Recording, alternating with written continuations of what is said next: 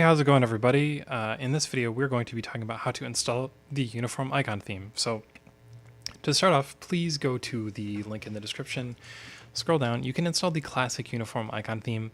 In this video, we're going to be talking about the uniform plus icon theme, and the download is from Yandex Disk.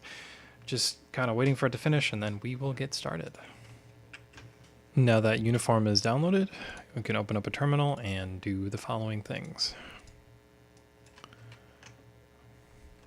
First, you'll need to cd into the download folder, as I've done, and then you need to extract the files.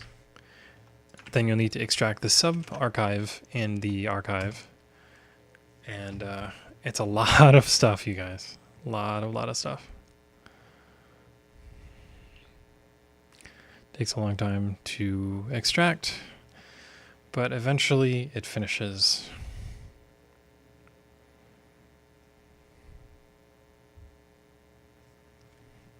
Now cd into the icons folder and just go ahead and move everything into the correct place. Now we can open up icons. I actually already have it open, but icons. And you see all these little uniform icons here. We can apply our uniform icon theme.